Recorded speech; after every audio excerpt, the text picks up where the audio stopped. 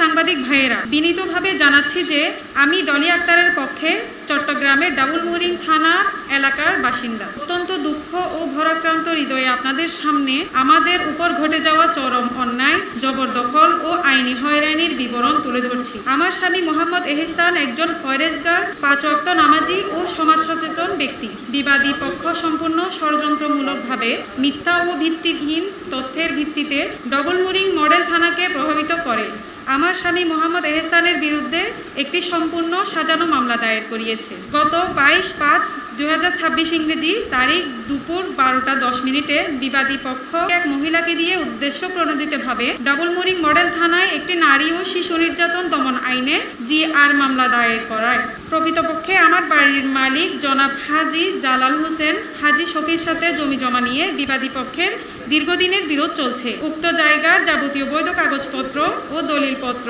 আমাদের বাড়ির মালিকের পক্ষেই রয়েছে এবং সরজমিনে জায়গাটির মালিকের দখলের আছে। আমার স্বামী মোহাম্মদ এহসান এই অন্যায়ের পক্ষে না থাকায় এবং সঠিক নথিপত্রের পক্ষে অবস্থান নেওয়ায় বিবাদী পক্ষ তার উপর চরম ক্ষিপ্ত হয়। বিবাদীগণ পেশিশক্তির জোরে জায়গাটি জোরপূর্বক দখলের চেষ্টা চালায়। এই জবরদখলের চেষ্টা ব্যর্থ হলে তারা একটি নাটকীয় ঘটনা সাজিয়ে আমার স্বামী মোহাম্মদ এহসানকে একটি মিথ্যা মামলায় জড়িয়ে তাৎক্ষণিকভাবে জেল হাজতে প্রেরণ করে। এখানেই ক্ষান্ত না হয়ে আমার স্বামী মোহাম্মদ এহসান জেল হাজতে থাকার সুযোগে গত 24/5/2026 ইংরেজি সন্ধ্যা 7টায় বিবাদীগণ পুনরায় লাঠিসোঁটা ও দেশীয় অস্ত্রশস্ত্রে সজ্জিত হয়ে আমাদের বসতবাড়িতে অতর্কিত হামলা ও ভাঙচুর চালায়। তারা বাড়ির নারী ও পরিবারের সদস্যদের বেধড়ক মারধর করে গুরুতর জখম এবং শ্লীলতাহানি ঘটায়। পরবর্তীতে আহতরা চট্টগ্রাম মেডিকেল কলেজ হাসপাতালে চিকিৎসা শেষে ডাবলমুরিং থানায় মামলা করতে গেলে থানা কর্তৃপক্ষ অজ্ঞাত কারণে মামলা নিতে অনীহা প্রকাশ করে। কোনো উপায় না দেখে ভুক্তভোগী পরিবারটি গত 24/5/2026 ইংরেজি চট্টগ্রামের বিজ্ঞ আদালতে একটি CR মামলা দায়ের করেন। আমাদের আকুল আবেদন, আমরা সংবাদ মাধ্যমের ভাইদের সাহায্যে এই ন্যাক্কারজনক সাজানো ও মিথ্যা মামলার তীব্র নিন্দা ও প্রতিবাদ জানাচ্ছি। যেন উচ্চপদস্থ কর্মকর্তাদের মাধ্যমে এই ঘটনার একটি সুষ্ঠু ও নিরপেক্ষ তদন্ত করা হয়। দোষীদের দ্রুত আইনের আওতায় এনে আমাদের ভুক্তভোগী পরিবারটিকে ন্যায় বিচারের প্রদান এবং আমার স্বামী মোহাম্মদ এহসানের বিরুদ্ধে দায়ের করা সম্পূর্ণ উদ্দেশ্য প্রণোদিত ও মিথ্যা মামলাটি প্রত্যাহারের ব্যবস্থা করার জন্য বিনীত অনুরোধ জানাচ্ছি।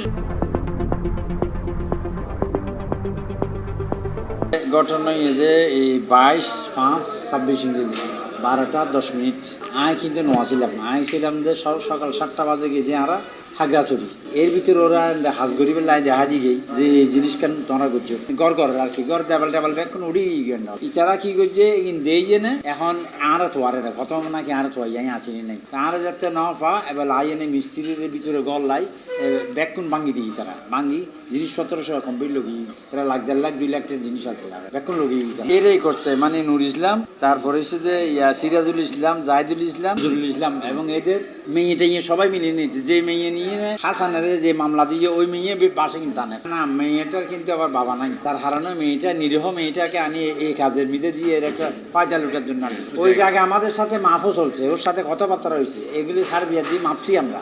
এই বলতেছে যে আমার কাছে জায়গা পাবে, আমি মাফো জায়গা পেলে আমি সারি দিব যে মাপছে জায়গাটাকে মাফি টাফি নিয়ে দেখতেছে ওদের জায়গা ওদের ঘরের ভিতরে আছে, আমাদের কাছে কিছু না। উল্টে আমি আবার ওদের ওখান থেকে জায়গা কিনছি 1 ঘন্টা জায়গা এখানে পাবো যে আমি, কিন্তু এই আসি বলতেছে যে এখানে আমার কাছে জায়গা পাবে। এটা যখন পাইতেছে না এর মাঠনগ্র উঠে গেছে এখানে। এই জন্য এইগুলি মিথ্যা মামলা টামলা সাজাই না, কোনো মতো মামলাতে থাকে। কাউন্টার মামলা করি বললে আই গেই কাউন্টার মামলা আর আবার পুলিশে করতে না, টোটালি করতে না। আমার নামে আমার নিরাপত্তার জন্য একটা জিডি করে, জিডিও করতে দেয় না আমার। তাইলে আমরা খুনদের বাস করতেছি, আমরা তো ট্যাক্স দিই না বাস, বছর আমি 20-30 লাখ টাকা ট্যাক্স দিই।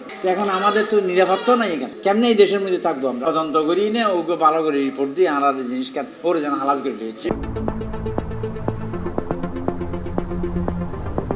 22 তারিখ শুক্রবার 12:10 আর মাইয়ের বেলায় তার মাইয়ের বেলা শিশু নির্যাতনের চেষ্টা করছে বলে হয়। তাহাদুমা আজ জামাই নাস্তা হাই নিতে গেল, আজ জামাই তোরা মারিলি সফিকের কথা ম্যাক্সিমিটি লগে আবার এখন হঠাৎ ইবি কি হতা বলে দিই আইবে সঠিক বিচার চাই। জায়গা সম্পত্তি জালালের ইতারা আর কিছু নাই রে, আর চল লাগকে দেয় তো জালাল সাহেব না পারি কি আর ইবি করতে হই দেয়। আইকে অসহায় নিরাপদ মানুষ আর জালাল সাহেব আর বাদ দিয়ে গরিব মানুষ আর বেড়াত বাদ নাই, এবার আর বাদ দিয়ে হতে না তুই তাইলে রে এর জালালের জায়গা সম্পত্তি আর কিছু দল করতে না, তোরও মারতেন না, তোর যেমন মারলে তুই নরম হবি। এনি তাহলে আড়াই লোক এখন আজ আমার সুস্থ বিচার মাননীয় প্রধানমন্ত্রীর হাতে চাই তারা রহমান হাতে চাই স্বরাষ্ট্রমন্ত্রীর হাতে চাই আর দু গুঁড়ো দূর বাচ্চা আছে এ বর্তমানে হাফেজ এলেন পরের কোরআন হাফেজি মিজা হতো না এখন আর সংসার করে পাই দিয়ে এখন আজ আমার ষষ্ঠ বিচার চাই